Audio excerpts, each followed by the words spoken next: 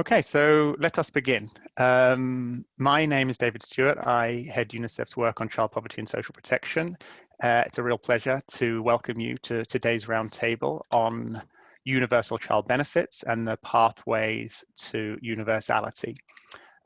Before we go any further, I just want to let everybody know that this session is has simultaneous interpretation. So at the bottom of your Zoom screen, you're going to see this little interpretation button. And we have Spanish, English, and you can just click there and you will be able to hear in either of those languages as you wish. As I'm sure you know, this session is part of the broader Social Protection Conference on turning COVID-19, the crisis, into an opportunity. And it's a really great opportunity for us to learn from each other, speak with each other, to really try and strengthen social protection systems, both in the response to the crisis, but also the longer term recovery, which is to come. And so huge thanks to our colleagues at socialprotection.org for putting together this really tremendous event. Our session today focuses on the crucial issue of how to reach all children and families with social protection. Now, we know that the countries that have strong systems with good coverage are much better able to cope with crises and shocks as they come, both at a overall sort of national level, as well as the individual shocks and crises that families can experience. Yet we also know these systems are too far and few between, and data shows that 2 out of 3 children have no access at all to child or family benefits. The COVID crisis has really underlined the fundamental role for social protection and government-led social protection. It's really been a leading piece of the response. Basically, every country has implemented some form of social protection response. Over 150 have put forth a social protection responses which are sort of focused on some form of cash benefit or transfer. However, many of them we know are relatively short term, whereas we know the crisis will not be, and they're not all necessarily of a size to meet the crisis that we face. And let me just say a word on why the focus on children and families. I think it's very important that we don't lose sight of the fact that the next generation is in an incredibly precarious situation right now. Going into COVID, we knew that there were about 380 million children living in extreme poverty, around 1 billion living under $3.20. And children were twice as likely to live in poverty as adults. The crisis itself has exacerbated this. Already 150 million children have fallen into multidimensional poverty, according to estimates by Save the Children and UNICEF, and is expected by the end of the year for there to be a further 117 million children living in monetary poverty. Now, for children themselves, the impact is immediate and devastating, and can also be long-term as it filters through health, education, protection. But equally, it reverberates through time as children become the next generation of adults, and the impacts on societies, communities, economies we know is overwhelming. So the priority of addressing this issue, I think is really clear. Now, a lot of work has been done over the years on universal child benefits and similar systems, both across countries, but also comparative analysis. And recently, UNICEF and ODI produced a report on universal child benefits, which investigates some of these questions, building on that work, on the work in countries and the work that's been done, including by panelists who we have with us today. And today we want to investigate one piece of this question, which is, in practice, how can we get there? Because we know many countries are far away. And so what are the practical steps and pathways, and more likely, multiple pathways to extend coverage for children and families everywhere? So that's really the question before us. And we have really an outstanding panel to have this conversation. I'm super excited about the conversation we're going to have. And let me briefly introduce our panelists. First, we have Minister Arroyo, Minister of Social Development from Argentina, who also has experience in finance as well as academia. So, Minister, we are absolutely delighted to have you with us and to hear from the experience of Argentina. Welcome. We have Dr. Katewada, Senior Advisor to Nepal's Prime Minister with a ministerial mandate and former Minister of Finance of Nepal. Dr. Katewada, absolute pleasure to have you with us to share your experiences. Thank you very much. We have Dr. Francesca Bastagli, Director of Programs, Equity and Social Research Policy and Principal Research Fellow at the Overseas Development Institute, and also the lead author of the report on universal child benefit. So Francesca, fantastic to have you with us. We have Professor Olli Kangas, Director of Equal Society Research Program at the Academy of Finland and Professor at the Department of Social Research, University of Turku, and among other things, leading the evaluation group on the Universal Basic Income experiment in Finland. So fascinating, fascinating piece of work. So Professor, wonderful to have you with us. And we have Stephen Kidd, Senior Social Policy Specialist at Development Pathways, and of course with extensive experience across countries and continents on these very issues in working with governments and other partners on how to move forward in these areas. I should have been putting this up, so I apologize. So let me just say a few things about how this session will run. We have an hour and a half for the session, or a little bit less, as I've been talking for a while. Each panelist will have about 7 minutes to give a sort of response to the initial question. I'm going to be both the moderator and the timekeeper, so I'll try and keep us to good time.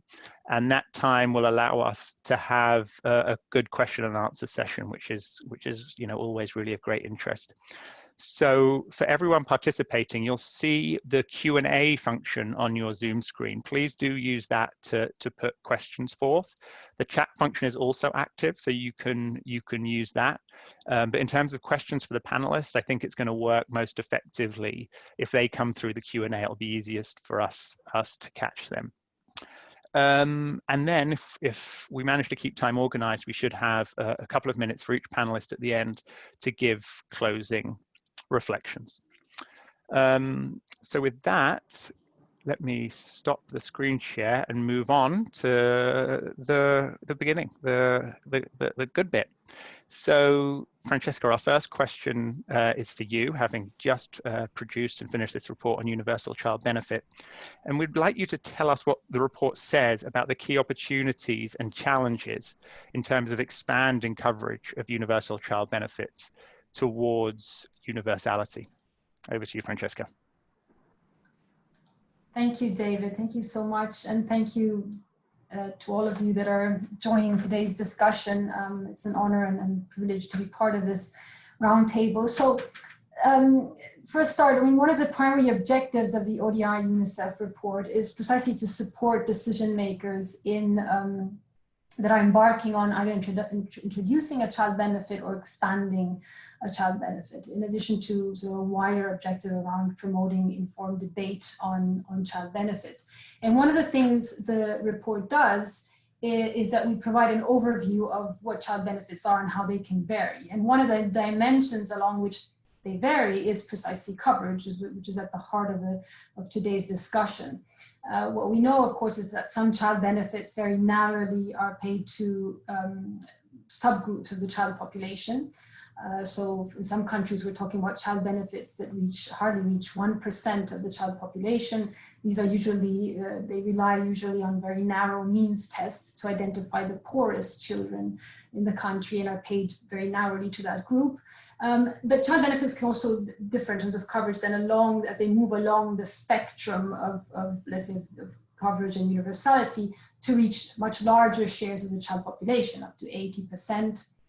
Say of the child population, which is where they start to rely less on a means test that is used to identify the poorest, but rather almost rely on systems to screen out the wealthier, and all the way then to the extreme of the universal child benefit, which are benefits that are paid to children independently of their individual or household characteristics. But one of the things, of course, that we need to bear in mind is that this is only one of the dimensions along which child benefits vary. They also vary depending on the level of the transfer, the duration of payment, the modality of payments, whether they're linked to other services, where they're positioned within wider social protection and social policy, and critically how they're financed. These are all elements that make a huge difference. And even if we sort of restrict our attention to what we label as universal child benefits or child benefits that achieve high child population coverage, even within this group, there can be considerable variation when it comes to then the level of the transfers, how the high coverage is achieved, in what ways, whether it's achieved through a single scheme or through a combination of schemes, which I'm sure we'll hear more about in a moment, how they're financed. These are all issues that, and policy parameters that matter both to how child benefits function in practice and their effectiveness in pursuing a range of outcomes, including in reducing child poverty. But they all also matter hugely to how we think about implementation issues and to how UCBs or child benefits that achieve high coverage are implemented in practice. And what the report does is it flags, it reviews some of the core issues. It identifies some of the key issues that policymakers and indeed also researchers face as they grapple with this topic and around decisions around, for instance, coverage and degree of coverage of a child benefit. And these are discussed around some of the key questions that emerge with regards to effectiveness in reducing child poverty. Is a universal or a child benefit that becomes close to universal coverage, does it perform better than others, or how does it perform differently in terms of reducing child poverty? What are the political economy considerations to bear in mind when we consider, again, the variations of coverage? What are the costs and financing implications? One of the issues that is commonly raised when we talk about child benefits and their coverage rates is one of costing. You know, countries are often flagging that they simply can't or won't expand further because of a financial constraint concern. We also investigate issues around compliance with child rights and dignity and shame, concerns around whether and in what ways, you know, more narrow means testing has implications for children's and care providers' dignity and the risks associated in terms of exacerbating stigma and shame.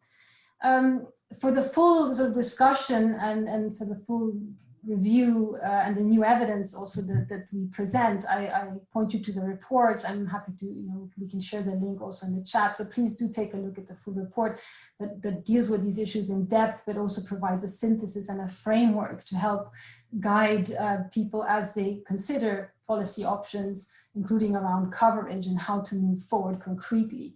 But allow me to give just a few pointers of what the report shows. From a child poverty perspective, whether, you know, how a child benefit performs depends on a whole range of factors, including the context, the country context, so the share of children in the population, the poverty profile of a country, the administrative and financial capacity of a country. So there's a huge host of factors that will determine how a benefit performs. A key design parameter, however, is coverage, and there's clear evidence to support the fact to support the finding that child benefits that have higher population coverage rates are associated with greater reductions in child poverty. This is a very clear result. Of course, other parameters matter as well, so the value of the transfer, where the financing is coming from, these all matter to the net effects of the child benefit, but coverage matters hugely, and this is clear. There are various reasons for this. These are linked, for instance, to the fact that child benefits that have higher coverage rates have lower exclusion risks, lower targeting errors, have lower administrative costs, have lower potential of generating unintended behavioral effects that could offset progress in poverty reduction. So these are, you know, important achievements or potential sort of benefits and advantages of a universal benefit as opposed to a more narrowly targeted one. And these are linked also to political economy considerations. Clear evidence again that universal child benefits, or again, child benefits that achieve high population coverage typically command broader public support. And this in turn is linked to higher budgets for policy. So these are likely to be better funded programs and to be less likely to be cut in periods of retrenchment. But what about the cost? The cost, as we said, is a key issue and a constraint that is commonly flagged towards, so it's the policymakers will typically flag when they're discussing the potential of extending or expanding a child benefit moving forward. I think there are a number of points here. One is that there's, I think, a wider conversation to be had around how we even estimate the cost, right? Because at a minimum, we need to be weighing any financial cost of the benefit against the cost of not providing an adequate benefit to children in terms of coverage and value of the transfer. So there's the question of the cost of inaction or of inadequate action, which needs to be factored in more, I think, more clearly in how we value these investments that are important social and economic investments.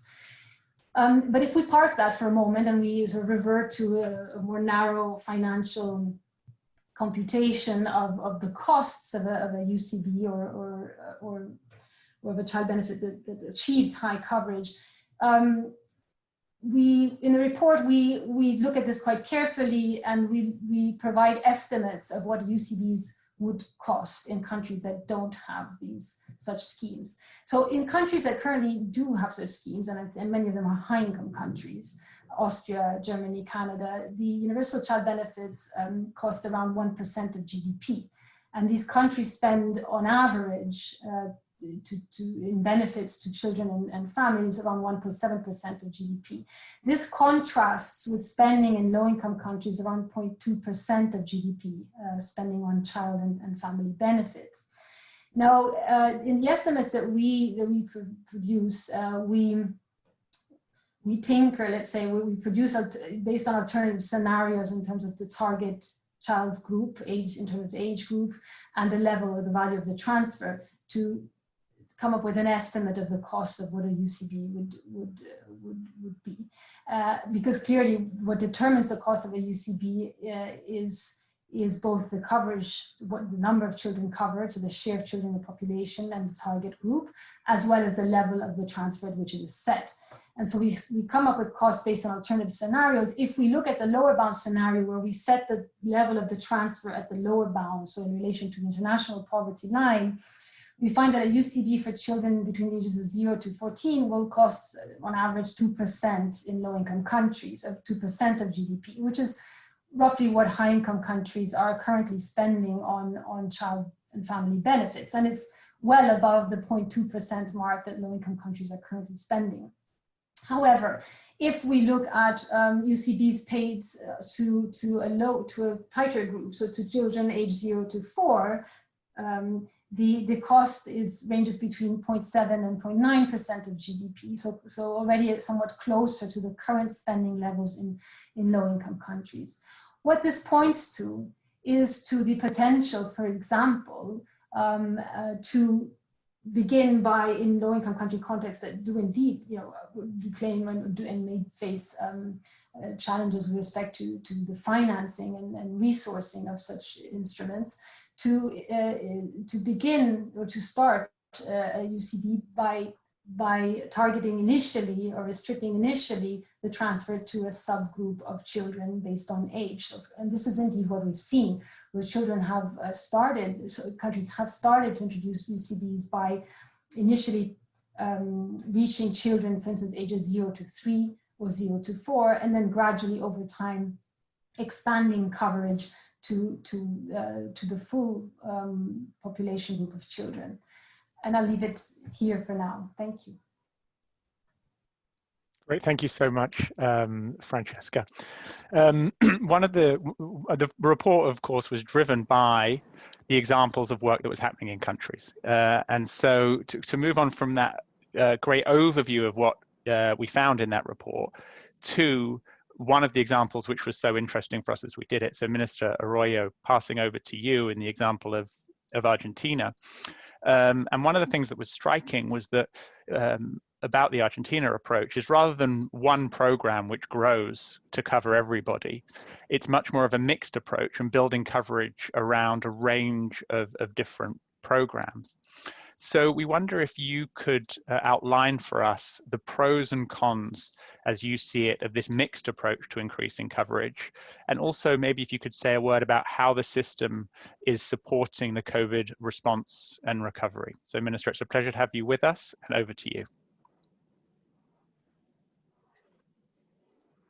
Buenos días a todos, a todas. Un gran gusto poder intercambiar en este foro y plantear los avances y las dificultades que tenemos en la Argentina en términos de la cobertura de los niños, la mejora de la situación general. Voy a dividir la respuesta en tres partes muy breves. Primero, las políticas que estamos haciendo en torno a los niños y niñas en Argentina. Segundo, las políticas en torno a las familias que están muy asociadas. Y tercero, las dificultades y lo que entendemos, los desafíos para adelante en lo que llamamos post-pandemia, post-COVID. La Argentina en términos generales tiene 40% de pobreza en su población general y 56% de pobreza en los niños, niñas de 0 a 14 años. Ahí hay una primera dimensión de políticas hacia los niños y niñas. La primera es la asignación universal por hijo, una política que tiene tradición en Argentina, que equipara al sector formal y al sector informal. Las familias que tienen trabajo formal, que tienen niños menores de 18 años, reciben una asignación por sus hijos. Las que no, lo que hemos generado es un sistema que se llama asignación universal por hijo, que equipara la situación. Tenemos 4 millones de niños cuyos padres cobran a través del salario formal, un ingreso mensual de asignación por hijo. Eso está en la ley en Argentina desde hace muchísimos años. Y 4 millones de niños también cuyos padres no tienen trabajo informal, o están desocupados, o tienen trabajo precario, o están en el sector informal, y se ha creado un mecanismo para que cobren el mismo monto, que son casi 3.700 pesos argentinos por niño, en ambos casos, hasta los 18 años. En los que tienen asignación universal por hijo, se ha generado una contraprestación. Las familias tienen la obligación de presentar los certificados de salud, de vacunación de los niños hasta 6 años y de escolaridad hasta los 18 años. Esa política es previa a la pandemia, es la política más universal que tiene la Argentina. Tiene un costo fiscal importante, es un debate en Argentina. Nosotros lo vemos como un nuevo derecho, como un nuevo piso de ciudadanía. Dentro de la cobertura a los niños hay una segunda dimensión que es la alimentación. Hay un serio problema de alimentación en Argentina, de calidad nutricional. Generé yo desde el Ministerio una política que es una tarjeta alimentaria, una tarjeta del Banco Público que cubre a 1,5 millones de familias con chicos menores de 6 años. Adicionamos a lo que ya existía, la asignación universal por hijo, una política de transferencia de ingreso con el único objetivo de compra de alimentos, con el objetivo de mejorar, de resolver el problema del hambre y mejorar el control de peso y talla de los niños y las niñas en Argentina. Eso cubre 1,5 millones de familias y en el medio de la pandemia lo reforzamos. Es la principal política alimentaria que tiene hoy la Argentina. La Argentina pasó en términos generales de 8 millones de personas que reciben asistencia alimentaria a 11 millones en el medio de la pandemia, en el medio de la crisis producida por el COVID. Extendimos la tarjeta alimentaria. Esta tarjeta alimentaria tiene una buena cobertura y tenemos dificultades de calidad nutricional. Antes de la pandemia, 57% de las compras eran leche, carnes, frutas y verduras. Era lo que nosotros incentivamos como buena nutrición. Hoy es menos del 50%. Hemos tenido, en el marco de la pandemia, del aumento de la pobreza, un empeoramiento de la calidad nutricional. Y la tercera dimensión que hace estrictamente a niños y niñas tiene que ver con lo que es la primera infancia, lo que es los jardines comunitarios, las salas de 3, 4 y 5 años. Nos hemos propuesto como objetivo, para achicar la desigualdad, que haya oferta amplia de jardines maternales, de 45 días a 2 años para las familias que quieran enviar a sus niños o a sus niñas, y lograr que todos los niños y niñas estén en sala de 3, 4 y 5 años. Tenemos todavía un camino largo para hacer. la mitad de los niños de 4 años no están en el jardín en Argentina, es peor la situación en el caso de los 3 años, vamos a construir 800 jardines en el próximo año, ya lo hemos empezado a hacer con un fondo proveniente del BID para poder ampliar esa situación. Ahí hay una dimensión que tiene que ver estrictamente con la situación de ingresos, de alimentación y de acceso a oportunidades en el jardín de infantes para los niños. Hay una segunda dimensión, que la digo rápida, que tiene que ver con las familias. Generamos en el medio del COVID 3 políticas. Una es un mecanismo que se llama ingreso familiar de emergencia, la transferencia de fondos a las familias. Cubrimos 9 millones de familias en situación de informalidad a las que les transferimos cada 2 meses 10.000 pesos argentinos, que es aproximadamente la mitad del salario mínimo. Hay un dato a tener en cuenta, que es que el 35% son jóvenes de 18 a 29 años, muchos de los cuales ya son padres y madres de esos niños de los que yo estaba hablando, en donde hay 56% de pobreza. Generamos además un programa llamado Potenciar Trabajo, partiendo de la base de que hay 5 sectores productivos que nosotros vemos de reconstrucción, de mano de obra intensiva más masivos, que son la construcción, el textil, la economía del cuidado, el reciclado y la producción de alimentos. Financiamos a las familias más pobres para poner en marcha actividades productivas en esos sectores productivos y apuntamos a urbanizar. Hay 4 millones de argentinos que viven sin servicios básicos, sin agua potable, hacinados, sin servicios, a urbanizar de a 400 barrios por año para llegar a 4.000 en los próximos 10 años.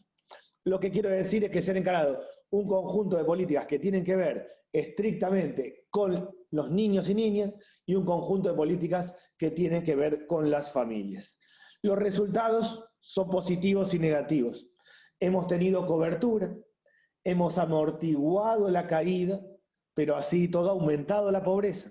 La pobreza aumentó del 35% al 40% general, aumentó del 48% al 56% en los niños, con mucha cobertura del Estado, con mucha presencia del Estado, amortiguó la caída, pero ha habido un aumento importante de la pobreza claramente. Entendemos que aumentó la desigualdad educativa en este tiempo, en la medida que algunos niños han seguido el ciclo educativo a través de conexión, de internet, y otros no. Los que no, realmente la brecha se ha hecho muy amplia. La Argentina históricamente tiene la mitad de los niños, 50% de los jóvenes que no terminan la escuela secundaria en tiempo. Acá ha aumentado la desigualdad y la deserción escolar como un segundo problema central. Y el tercer punto que vemos como situación crítica, dificultosa, es que tenemos un contexto de caída del mundo del trabajo y del trabajo informal. La Argentina tiene 3 generaciones excluidas. Un joven que no vio a su padre o a su abuelo trabajar. Ese joven o esa joven ya es mamá o papá, sus niños ya nacieron. Si no hacemos un cambio profundo, vamos a una 4ª generación de exclusión.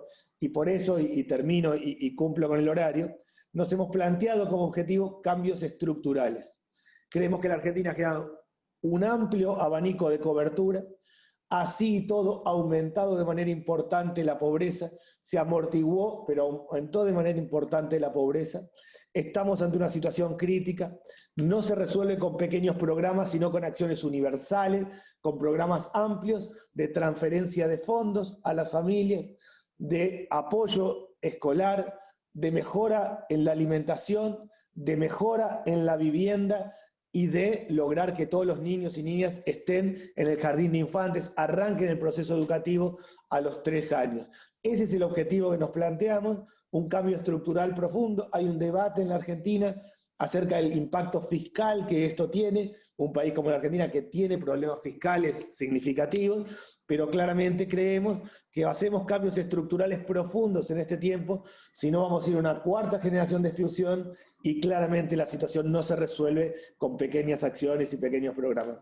Termino simplemente diciendo esto, que creemos nosotros, y el camino es universalizar ingresos, acceso al sistema educativo, fortalecer mejoras en el trabajo y en las viviendas de las familias y generar un mecanismo de mejora en la alimentación y de seguimiento. Esas tres cuestiones nos parecen estructurales para poder generar un cambio profundo y cambiar una tendencia verdaderamente crítica en la Argentina. Muchas gracias.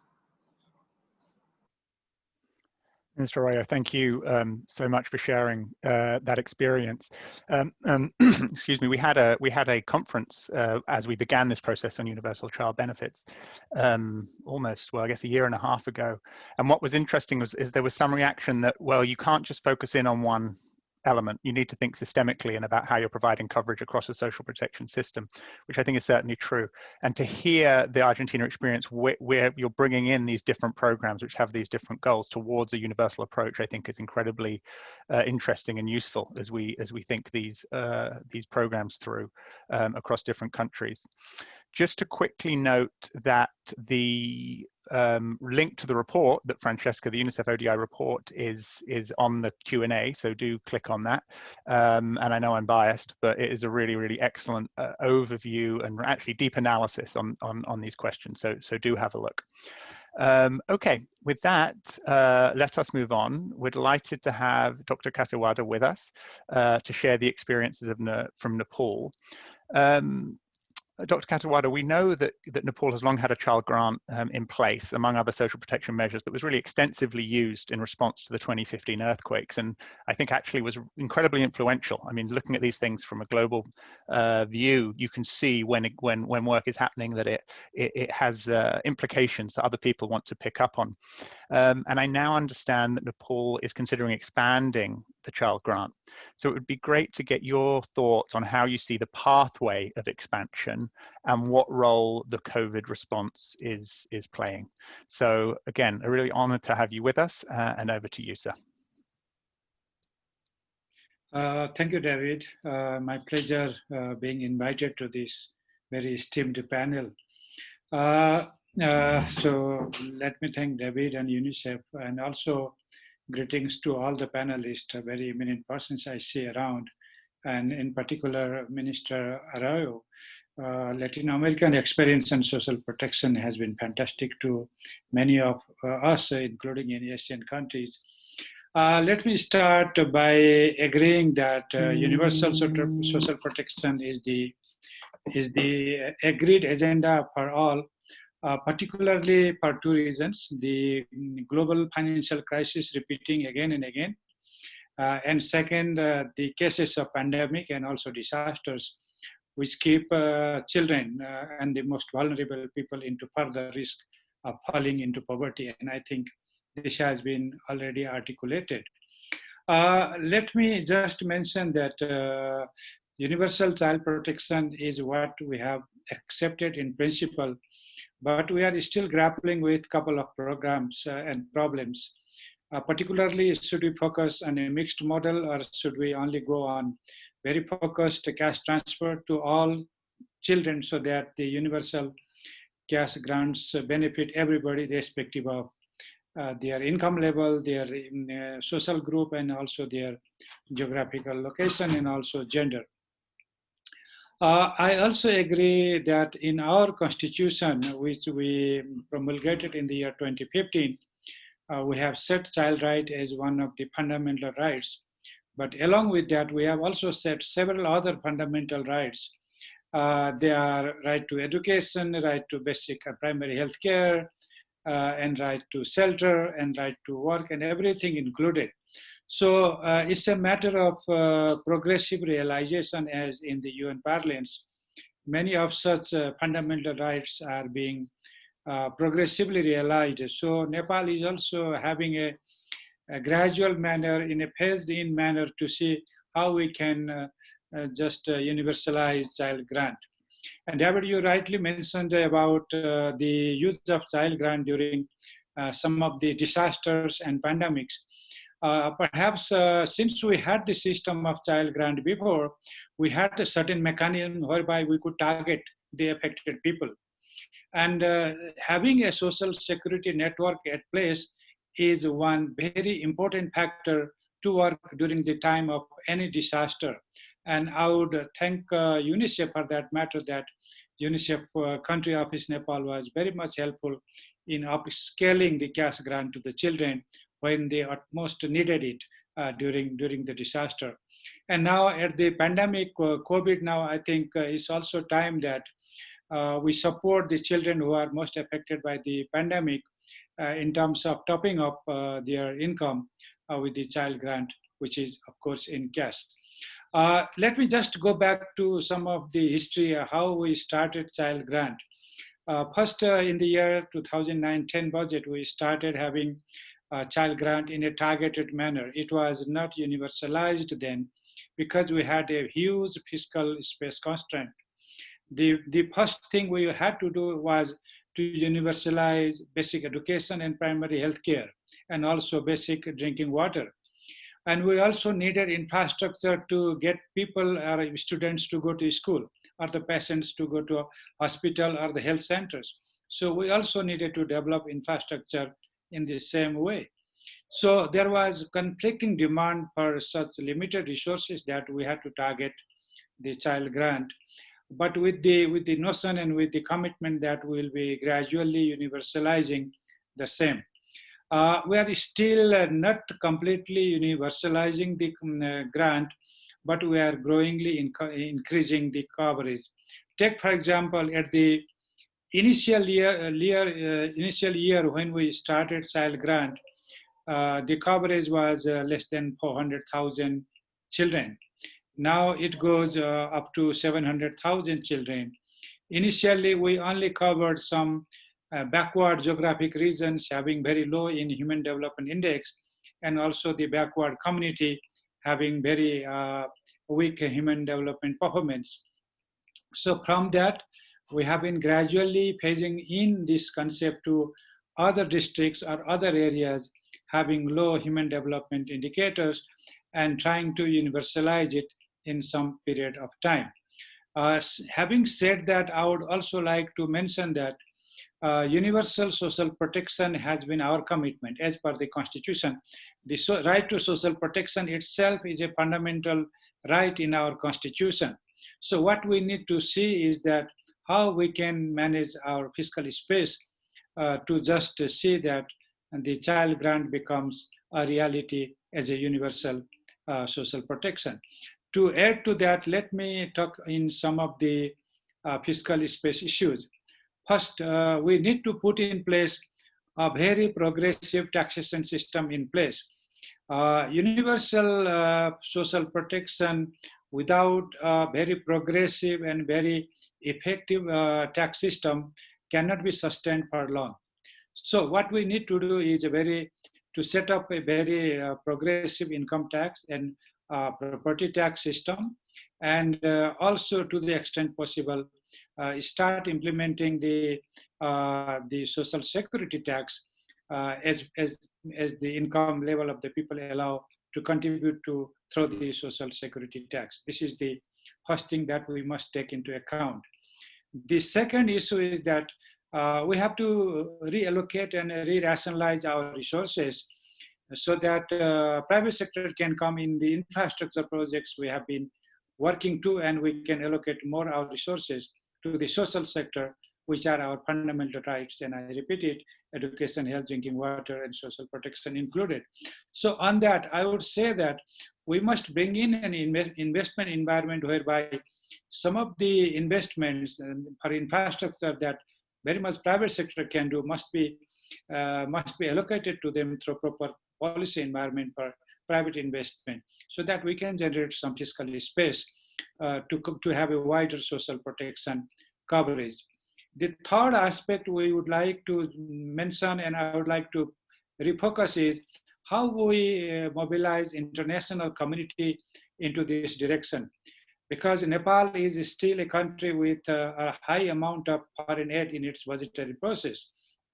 So there is a great role of the international financing institutions, the World Bank, the IMF, the ADB, how we bring them together into this, because the macroeconomic stability, fiscal stability, and less indebtedness and other macro indicators have also to put in place if we really want to set the size of the budget to cover all the needy people in social protection. So I think UN agencies need to work very closely with the other IFIs and bring in all the resources together so that we can better pool our resources.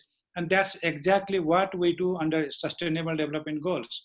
The Sustainable Development Goals must be our leading factor, or the overarching agenda that we all development partners come together to work on this area, so that developing countries like Nepal also benefit from the kind of generated more fiscal space. And having said that, I want to say that the debt relief and then the debt moratorium, which has been discussed during the IFIs, and there has been a progress to have debt moratorium. And I think we can make a condition that some of the amounts so released from debt moratorium could be used for child protection. And I think that could be a good idea to just widen our fiscal space. And it also meets the common responsibility of all the development partners to work together towards universal social protection, and in particular towards child protection. And finally, I would like also to mention that during COVID, the most affected are perhaps the children who are most vulnerable to poverty. And we know poverty has some age dimension and also gender dimension and social dimension.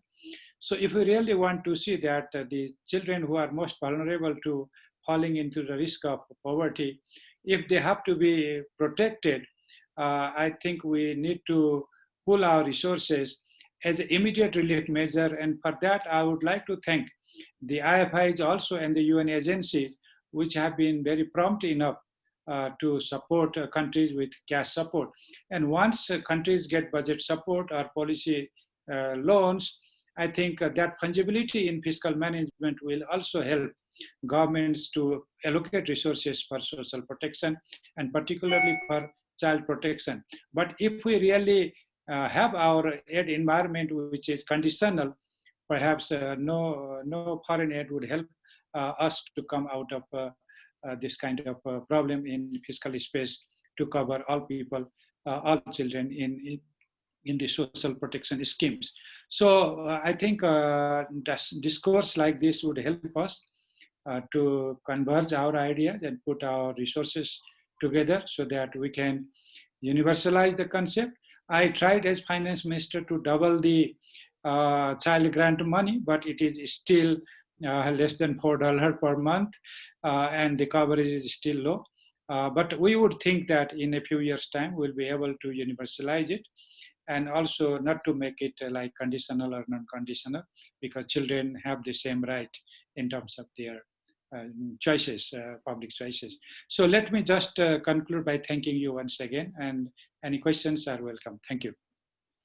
Thank you so much, Dr. Kattiawada. It was really elucidating to hear about the experience in Nepal, and I think bringing in your experience as finance minister is always is very interesting as well, because I think often it can be those conversations with the ministries of finance where things get interesting. So the fact that you were sitting and that was your role, I think gives some interesting perspectives. And I think you noted a couple of really the fundamental issues that we face around fiscal space and financing, and the need to twin expanded social protection with progressive taxation, and that's and those things go hand in hand.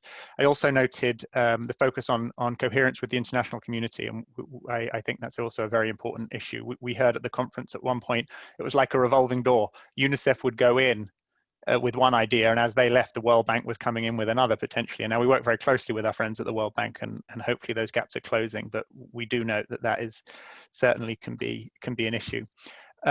Just to let the panelists know, you'll see at the bottom the Q&A we have currently 15 questions that are coming in both English and Spanish. So do feel free to have a glance through those, and after the presentations, we'll have a chance to respond.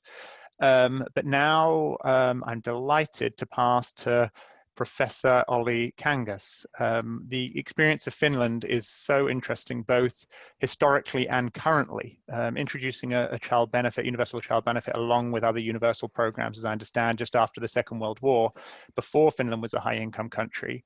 And it would be interesting, Professor Kangas, if you could give us a sense of why Finland made that move, how you did it, and if there have been any threats to the program over time. So Professor, over to you. Thank you very much.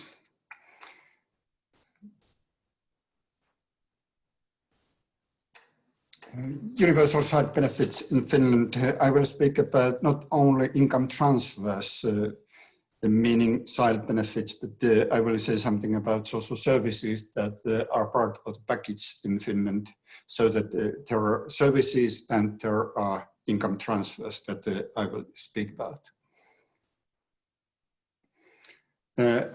I will start with some historical developments in infant mortality, because I will give, or I want to show that which kind of background we had in this country, and also to show that policies and politics do matter if we are accompanying and trying to improve the situation of children, and infant mortality is one indicator how we take care of those who are the most vulnerable in our societies. And then I will say something about the development of universal child policies there. And as I said, I will concentrate on services and also on income transfer schemes that became universal in Finland rather soon after the Second World War, and even before that. If you start with infant mortality in Finland, the main story here is that the wars and famines and sicknesses kill children. And here, when we had civil war, Finland was one of the most poorest countries in Europe, and infant mortality rate and rates, they were very high here. And also during the Second World War, infant mortality rates, not surprisingly, increased. But then, thanks to those policies that I will speak about later on, the infant mortality rate decreased to be one of the lowest in the world today. So that the story here is that Finland was rather poor when it started universal side policies, and then you can see the results here. And what are the milestones or the elements of the universal side policies in Finland? After the Civil War, obligatory primary education, what we call here in this country people's school, was introduced, and also school health care was introduced in that time. And the idea was that when we had that civil war, it was a very severe and bloody war, red against whites, and the Reds lost the war. And then the idea in obligatory primary education was that they put children from the red families and white families sitting side by side in the same classrooms and taking the same classes, eating the same food and getting the same treatment, so that it was a way of trying to unify the country. And then before the Second World War, the government introduced something that was maternity allowance, and later it came to be the baby box. I will say something a little bit more about that a little bit later. And during the Second World War, they introduced something that we called here in this country child welfare clinics. They are in every municipality, and they give counseling, guidance, and vaccination, and all kind of things for free for every side. And usually everybody is going and everybody is participating in those maternity clinics. The mothers or parents can get counseling, advices, etc., and their children can get the treatment for free. And then 1948, they presented then a baby box for all children, and all children and newborns in Finland still get it. And then free school meal was introduced also at the same time, and universal child allowance for children below 17 years of age. And that political discussion about universal child allowance was very interesting in this country, in that way that the opponents of the universalism said that if we are paying child allowance to poor families, then the quality of people in the country will decrease, because poor people that usually they said are more stupid, they will increase in numbers, and then the intelligence of the country will go down. And that was a rather prominent political argument from the opposition who were opposing the universality. Instead, they said that there should be benefits that are paid to the well-off people because they are cleverer, they are somehow increasing the quality of country and quality of people if they are increasing in numbers instead of those poor children. Anyway, it was introduced and accepted by the parliament, and since that it has been in effect. And then universal sickness insurance was introduced in the beginning of the 60s, meaning that everybody in the country is getting sickness treatment or treatment in the case of sickness, and health insurance, and getting benefits, income transfers in the case of sickness. And interestingly enough, all those benefits or social insurance schemes in Finland, they are called people's insurance, reflecting what they tried to do here after the Civil War, so that they tried to unify all people. We speak about people's schools, people's pensions, people's insurance, so that there's a kind of universalism and unification of all people below the same social policy umbrella that is the overarching idea in this country. And then they also introduced in the middle 80s universal right to childcare, and for those people or families that don't use municipal childcare possibilities, there's cash for care compensating that people are taking care of their children at home. And then I already referred to universal baby box. It's a box that includes everything that the newborn child needs during the first year of his or her life. And there are all kinds of things. There are clothes, there are books, there are sanitary equipments, there are everything. And very often children also sleep in the box, so that there's mattress and there are sleeping bags and everything, so that very many children in Finland, they have begun their lives in the box. And hopefully some of them go out from the box. But it's a universalism with conditions, in that way that in order to get the box, the mother has to participate in pregnancy counseling, and also to participate in different kind of screenings. And also there are health clinic visits, as I spoke. And it means that this is an incentive to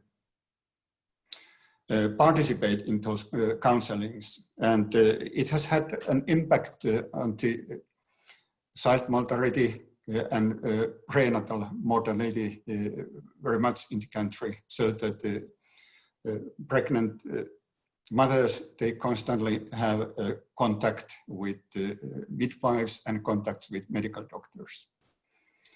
And then finally, when it comes to the COVID-19 crisis in the country, I start with saying that in the Finnish case, they have done rather little, and they have introduced very, very few additional measures to somehow cover those holes in the safety net, so that the Finnish universalism has been a rather strong buffer against the detrimental economic consequences of pandemic, so that the negative impacts has been buffered by the social insurance scheme. And of course, also in Finland, however, it is so that those children who have been in the most vulnerable positions, they have been hit most when the schools were closed and we had a distant learning. In that case, highly educated families had better possibilities to organize and tutor their children. But also during the school closures, municipalities were responsible for organizing education, and they were responsible for organizing the school meals, etc., etc. But there are, and there were huge municipal differences and geographical differences between municipalities. And to conclude, in the beginning there was box, and the Finnish universalism began from the box. And that box is a rather strong symbolic value in the Finnish universalism, so that everybody is collecting it and everybody is enjoying it. And actually, this was everything what I had to say. And once again, thank you for inviting me to share these visions with you. Thank you so much, Professor Kangas. It's fascinating to hear the Finnish example and how the programs have evolved over time. And I think one of the many things which comes through strongly to me is actually symbolized by the box, which is the role in terms of cohesion, social cohesion, that universal programs can play. And I think that's one of the more ethereal, if you like, the harder to pin down in numbers aspects of universality. But I think hearing the Finnish example among others, you get a real strength of the role it played and why the universal program started in the first place with that in mind. And that's something very important to remain focused on. So now we are moving to Stephen Kidd. So Stephen, it's really great to have you with us. You've of course done extensive work on these very questions on how to move forward towards universal child benefits. And we'd be interested to get your thinking on how, particularly maybe for lower income countries, because I think there's a lot of questions about, is it feasible? How do you start? Is this something which is realistic? How financing universal child benefits in these contexts can move forward, and particularly with the challenges that we're going to be facing in terms of COVID and budgets. So Stephen, with that, over to you. Right. Thanks, David, and hello everybody, wherever you are in the world. I mean, I think we're talking about a really important topic here. I think it's really important to bear in mind, of course, that we're talking about universal child benefits for every child. And really, most low and middle income countries, most children are living in low income families. Okay, we shouldn't just think about the very poorest, most are living in low income families. And, you know, my own personal experience, universal child benefits are really important. I was brought up and had a much better life because my mother received child benefits for me. And when I was bringing up my 3 kids, we also received child benefits, and we were really able to give them a lot more, our kids, because we received that. Yet at the time, we were much better off than most people in low and middle income countries. So, you know, this really is an important thing for all children around the world. Now, I think it's interesting it's great hearing about Finland, I think, you know, starting off in 1948 with the universal child benefit. And I thought it'd be interesting to see how wealthy were countries when they introduced universal child benefits, because we often hear from many countries that they can't afford to do it and it's fine for high income countries. And here's just setting out what was the GDP in a range of countries from Ireland, Norway, United Kingdom, Finland, Sweden, when they introduced their child benefits. You know, as well as in South Africa when it started in 1998, Mongolia in 2008. And you can see we're ranging between 6,000 and 11,000 US dollars, and equivalized to 2011 purchasing power parity terms. So, okay, so most of these were high income countries. How do they compare to countries nowadays? Well, we find a country like Kenya is based here. Okay, not too far behind Ireland or Finland. So it's going to be a bit more of a struggle, but, you know, Finland was reaching every child 0 to 17. Perhaps Kenya could start with less children. Where's India? Well, India's doing well, right? Relatively well compared to many of the other countries. There's no apparent reason why it shouldn't be able to introduce a universal child benefit. A country like Sri Lanka is well above the wealth of any of these countries when they introduce universal child benefits, and in Latin America, Colombia, even better off. So the idea that we can't afford it, I think we've really got to question, right? Many countries did it when they were a lot poorer than many other low middle income countries now. And the key question I thought we got to see is how, you know, there's a big debate. Should we introduce, you know, first targeted programs, the very poorest children first, or should we go immediately for universal child benefits? And I think it's really important understanding how successful these strategies will be by, you know, thinking about which one is going to be most popular with the population. And I think there's a strong relationship between the coverage of a program and its popularity.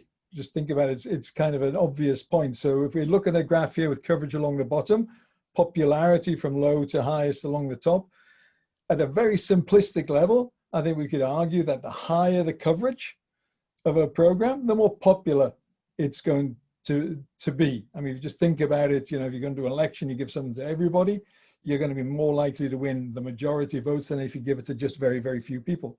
So a small benefit for children like Indonesia's PKH, which is targeted, has been targeted the very poorest 10%, is not going to be a very popular program. So it doesn't get a large budget, doesn't get very large transfers.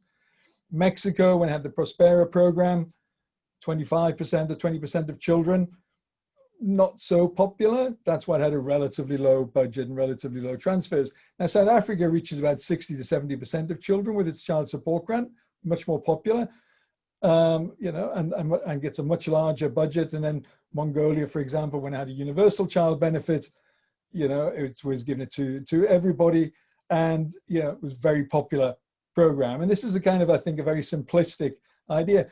And it's really important to think about, if we just look at Mexico and Prospera, how that disappeared a couple of years ago, out of the blue, just disappeared because it wasn't a very popular program. Nobody was going to defend it. You know, and we need to bear this in mind, that if we're targeting programs that are very poor, they're not going to be very popular. Now, you may think this is very simplistic. If we just look to move from child benefits to old age pensions, and we look here at the coverage of old age pensions across a range of low middle income countries, and the value of the pension as we get on the y-axis, the higher the value, you can see there's a correlation, actually. That not only do we have bigger budgets for universal programs, but they tend to also have higher transfers. So amongst the 20 or so old age pensions that are above 15% of GDP per capita, only 2 of them are poverty targeted. So the basic point that I'm making, I think, seems to be borne out by the evidence, even though it's an intuitive, obvious point. And if you were to look again at a program like the Pantawid program in the Philippines, targeted at the very poorest children, you can see over time, in terms of the value of the transfer, has dropped rapidly over a 10-year period because it's not that popular. So governments aren't putting very much, aren't willing to keep on increasing the budgets. So targeting the poorest doesn't have a strong track record on which to base to move to universality. So we have to think, you know, about a different strategy. So a different strategy, I think, is going back almost to what Francesca was saying, is why don't we start programs at the very, you know, perhaps it's too expensive still to go to all children 0 to 17. So let's start perhaps with much younger children, say 0 to 4 years of age. Say perhaps we introduce program 2022, and then over time, if we don't take any children off until they reach the age of 17, gradually the age of eligibility will increase. So by 2028, we'll be reaching 0 to 10-year-olds, and by 2035, 0 to 17-year-olds. Now, fiscally, how feasible is this? So I thought we could look at 3 countries and do some costings of this kind of scenario. 3 which different sort of demographics. Kenya, very, very high proportion of children. Pakistan, still quite a lot of children, but beginning to slightly age, and a very much more aging country like Sri Lanka. And let's have a starting age in each of those countries that's a bit different to minimize the initial cost. Kenya, 0 to 2 years of age. Pakistan, 0 to 4. And Sri Lanka, 0 to 6 years of age. So we're going to start in 2022 with that. And we'll give each one a transfer around 3.5% of GDP per capita, a little bit below perhaps what is regarded as a good a good child benefit across the world. Now, what does this do in terms of costs? So if this is a little confusing, but if we can just look at them carefully, for Kenya, we can see we would start the program at a mere 0.2% of GDP, very, very little, and it will gradually grow. So by 2035, it's reaching 0.8% of GDP, below what Francesco was saying is the normal costs of a universal child benefit.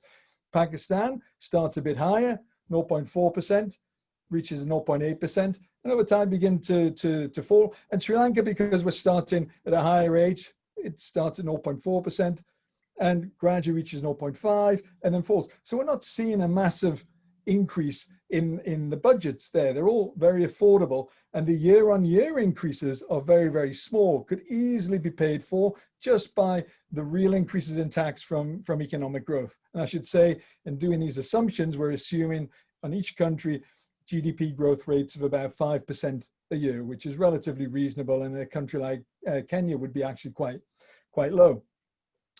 So, about the popularity, how popular are these programs going to be? Well, if we looked at just say the very first 2021 or 2022, when they started, this would be the coverage of each of these programs across the welfare deciles, from poorest on the left to the richest on the right. And we can see that it's reaching a relatively decent proportion of the population. It's reaching a relatively decent proportion of the working age population in particular, which is going to be your voting population. And a country like Pakistan, at 0 to 4-year-olds, it's reaching a very high proportion of households, or and particularly amongst those that are very poor. So these are going to be initially pretty popular programs, and of course they're going to become more popular over time. It is very interesting, though, just to look at the case of Pakistan, where we started 0 to 4-year-olds, and compare it with Pakistan's main social protection program, the Benazir Income Support Program, which is not that much lower cost than what we're proposing here. And this is the coverage of the Benazir Income Support Program. It's not reaching very many households at all, the universal child benefit. Even at the very beginning, we're reaching many more. And at the very end, by 2035, as it grows, this is the proportion of households that would be reached across each consumption decile, a very, very high proportion of the population. Now, this is going to be very popular programs. And so my main point is that we start at the principle of universality and every child can get it at a certain age. We will then have a very popular program that politicians are willing to put money in, that politicians can, in democratic countries, certainly win elections on. And that is going to enable these programs to be delivered to reach 0 to 17-year-olds within perhaps 10 to 15 years, depending on where we start, and where every child can eventually then receive the benefits of a universal child benefit, which will make a real difference to their lives. And the year-on-year increase in costs is very marginal once we've started, easily affordable by any country just from the new taxes it'll get from economic growth. So I'll just stop there. Thanks so much, Stephen. Really great exposition of what the costs can be, and how they can, they appear manageable when framed like that. So we have about 20 minutes left, which is not very long, and we have an incredible range of really excellent questions, which you guys may have had a chance to look at. So what I'm going to do is pick out a question or two. I'm going to try and find the difficult ones because that makes it more interesting. And pass them on. And if you could be quite short in the response, that would be helpful as time is moving forward. So I think Minister Arroyo, let me start with a question for you. And in fact, I think I'm going to try and ask you two questions because there are a number that were interesting. So one, there was a question about if there is an opportunity to sort of better unify the programs, the range of programs you have, to avoid there being gaps and exclusions of some children, and if that's something you've thought about. And another question was around fiscal space, because we understand that can be a real challenge, and how you're finding that, and if there are things the international community could be doing or are in fact doing which are not helpful. Any reflections on that? So over to you first, Mr. Arroyo.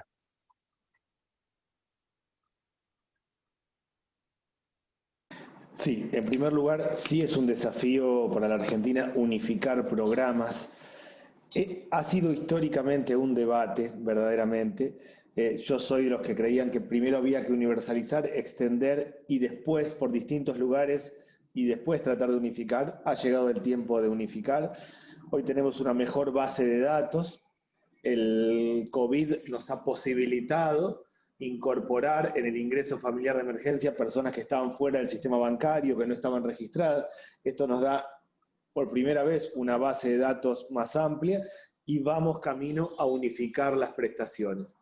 Con un punto, y tomo lo que decía Stephen en algún punto que me parece importante, y es, nosotros entendemos que además de ser populares las políticas, de unificarse, de encarar acciones para determinado grupo, tienen que tener consenso en el resto de la población.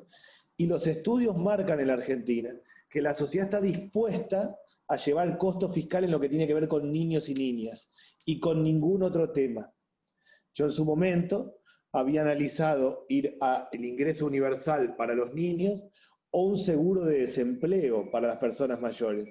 Y los estudios nos dieron que la sociedad no está dispuesta a hacer esfuerzos fiscales en términos de desempleo, pero sí con el tema de niños. En ese sentido, lo que diría primero es que vamos a unificar, pero que claramente lo que tenga que ver con apoyo a niños, niñas y adolescentes, al menos en la Argentina, tiene mucho consenso, aún en sectores que no están dispuestos a ninguna otra cuestión fiscal que no tenga que ver con niños y niñas. Sobre el tema del espacio físico, sí, claramente, nuestro gran desafío es ampliar lo que son los jardines maternales, los jardines comunitarios, los lugares. Ahí tenemos hasta acá apoyo del BID, del Banco Interamericano de Desarrollo, pero sí claramente creo que hay un desafío clave. La Argentina, logrando terminar de universalizar, que está más ampliada, estaría en los cuadros que se han dado entre los países que tienen mayor cobertura, terminando de universalizar el ingreso para las familias con niños menores de 18 años, logrando que todos tengan cobertura educativa del mismo momento, y estos son los espacios físicos, y mejorando la cuestión de vivienda habitacional, empezaríamos a generar un cambio importante. Diría, concluyo rápidamente, sí apuntamos a unificar y mejorar los programas, fusionar, evitar fugas, evitar dobles imposiciones, por un lado, y en el término de espacio físico sí tenemos apoyo a la comunidad internacional, pero queremos avanzar y realmente ahí nos falta mucho.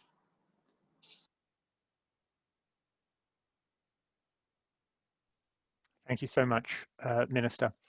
Let me now pose a question to Dr. Katawada. There have been a number of questions in the area of using the child grant in response to COVID. And I think that comes, as I said, that Nepal was such a sort of leader in terms of the earthquake response in using the program.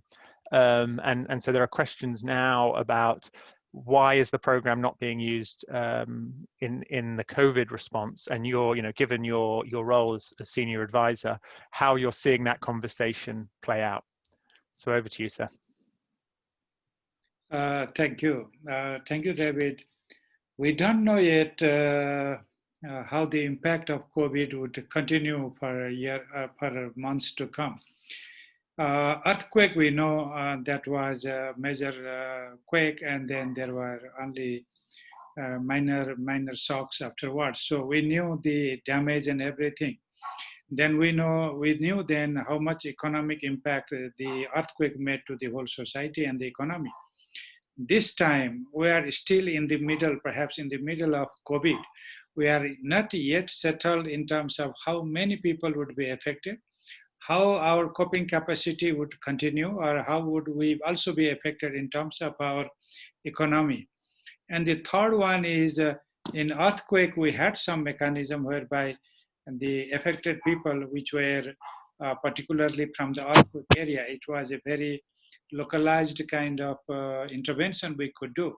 Now it is spread all over the country, and we have to have data problem and also the existing network problem. So keeping in view the uncertainty about the impact of COVID, second, the resource needed for the same matter, and also not knowing how the economy could be able to do everything related to COVID response.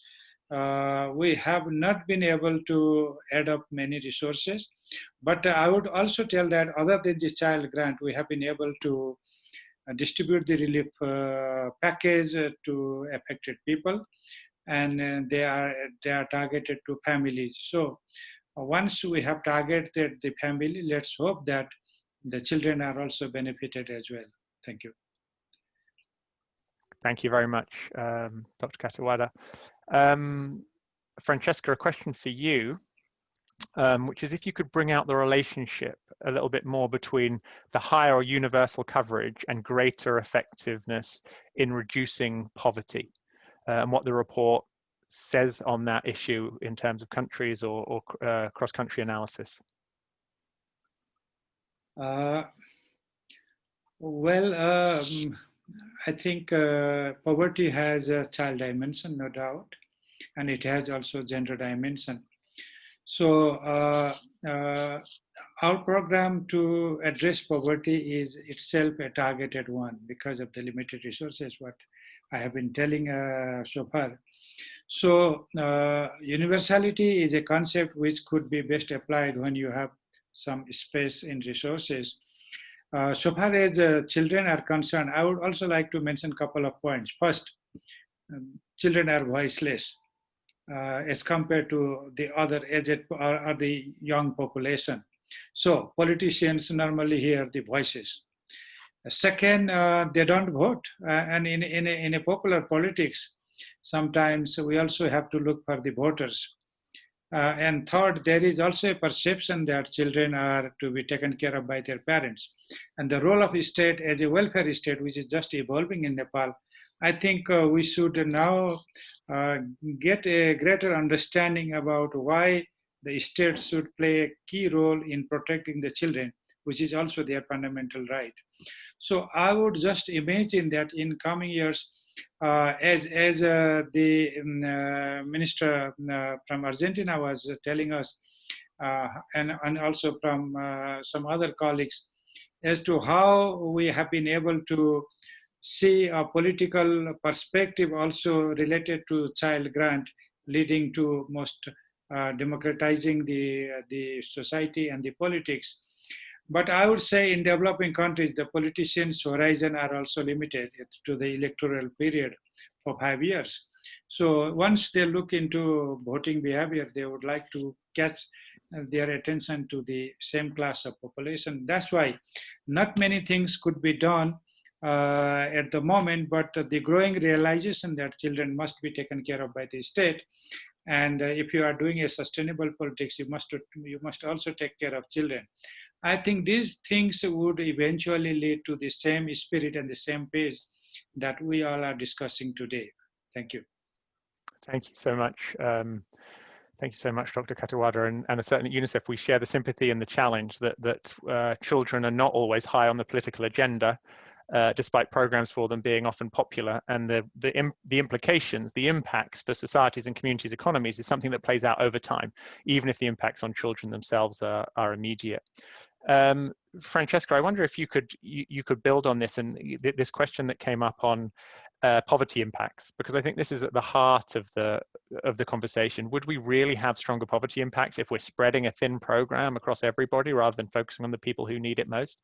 So tell us a little bit more about what the report found on that question.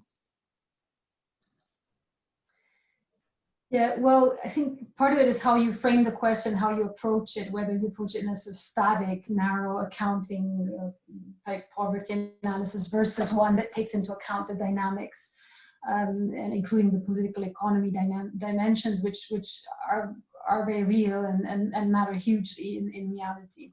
So what happens is that and I think when you carry out poverty impact analysis of cash transfers, and which include child benefits, a common approach is simply to look at the incidence.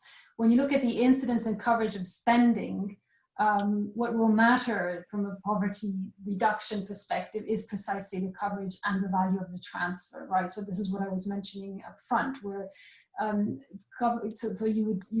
so both the coverage but also the value of the transfer matters. So if the budget is fixed and you imagine that you're spreading the budget more thinly, you may not see a greater reduction through a universal transfer. I think this has to be clear.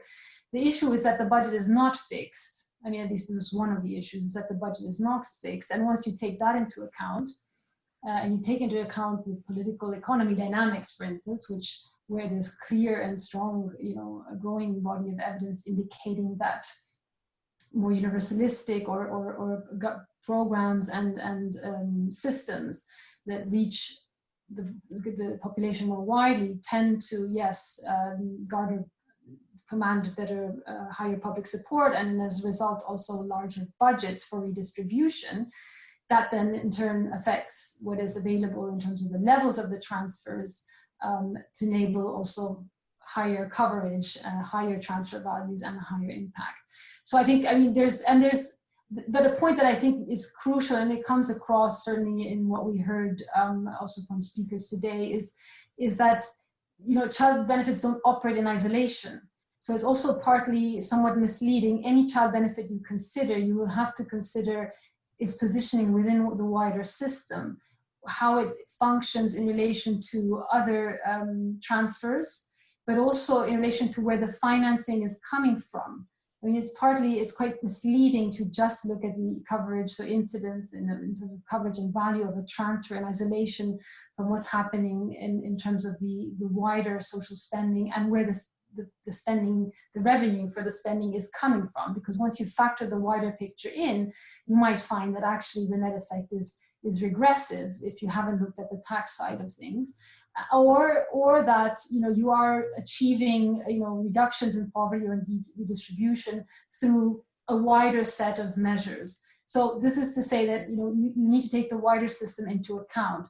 Once you do, and even if you just narrow the attention to the spending side of things, I mean, the social protection systems and social policy systems more widely themselves are more or less universalistic, right? It's not just a question that is limited to a single benefit. It's a wider picture issue. And what we find is that systems that are more universalistic, yes, are associated with greater reductions in poverty for the various reasons listed. Excellent. Thank you so much, Francesca. We are running low on time, but I want to get some final questions to Professor Kangas and Stephen, and maybe our final thoughts. We just try and fold them in, and folks do come back if you have any final thoughts. I don't think we're going to have time for sort of an organized go round, but we'll leave that option. Professor Kangas, it would be interesting to hear, moving on to sort of the political economy type of questions, and I think we'll stay with this, Stephen, when we come to you. Have there been threats to the child benefit in Finland politically over time, or because it's been so well established as universal and connected to a universalistic approach, has it been protected? It has been protected pretty well, so that in the very beginning, as I said, that it was introduced to 48, and in the end of 50s, we had an economic crisis in Finland, and then there was political discussion that we should abolish that, or at least make it means tested. But after that, it has been rather strong support for the system, and I think that is very strongly politically anchored in this country, and it's very difficult to see that it will be changed. But you never know. I think you never know. I think that is the watchword of our times right now. Stephen, continuing on this question of political economy, it would be interesting to get your views of the politics of the moment. And we've had a couple of questions that have come in on this. I don't know if you've seen them, but essentially, is now in COVID a good moment to start pushing forward for universality? I mean, on the one hand, you could see the benefits right now of what universal programs would mean, but that there are the budgetary costs. And if this is indeed, we're in a new moment, or we're just reiterating things we already know, which I think is also fine, because until they happen, you need to do it. So over to you for thoughts on that question.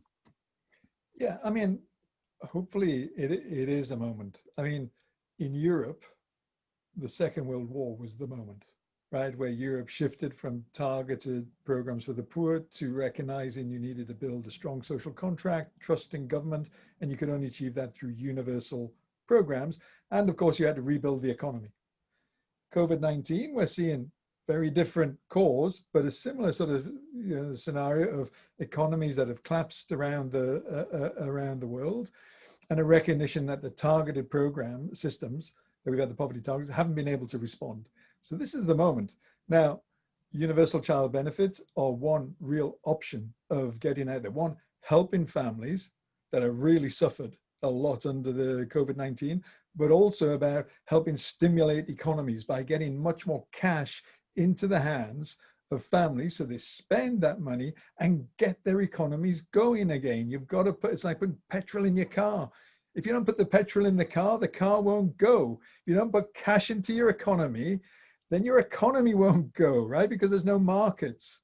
So universal child benefits and universal pensions, universal disability benefits, etc.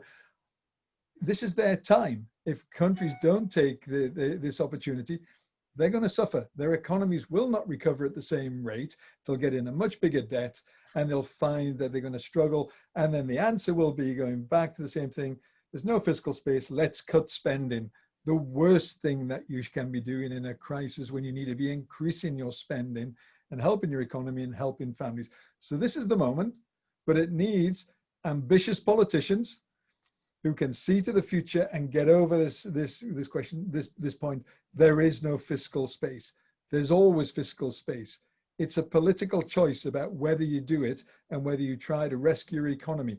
I mean, it's not just me saying this. The IMF would give you exactly the same answer if you were to talk to them. Thanks so much, Stephen. It's a great way of summing up where we are in the moment. And indeed, we've basically come to the end of the time we have. Let me just quickly check in with panelists just to see if anyone wants to share any quick final reflection, because I know we had planned on that, even though we're running out of time. So does anyone want to come in with a final thought? Please, Dr. Katiwada, over to you. Well, that was a no. I wasn't sure if that was wanting to come in or not from me. Just a quick comment. We all know that money speaks louder than advocacy, and I would like to urge that we have to balance our rights with the resources. Otherwise, we keep on advocating and then we don't have the resources, which is again the reality. So I would say political will definitely works, but that has to be supported by resources. So again, I would urge UNICEF to work with other international agencies to see how we can work to find a more fiscal space. We know there is a space, but it has to be widened enough to also sustain our economy. So that's it. Thank you so much, and noted and appreciated. Minister Arroyo, over to you. En breve, simplemente plantear y reforzar la idea de que es tiempo de impulsar la universalidad, no solo en términos de derechos, sino de movimiento económico. Efectivamente, universalizar prestaciones para niños, niñas, además de permitir el derecho, además de igualar condiciones, mueve la actividad económica desde abajo, genera mecanismos de consumo, genera políticas de actividad económica y de reactivación de economías que están muy paralizadas. Mi opinión es que claramente es, diría, el mejor momento para impulsar la universalidad porque combina derechos con actividad económica y promoción del consumo.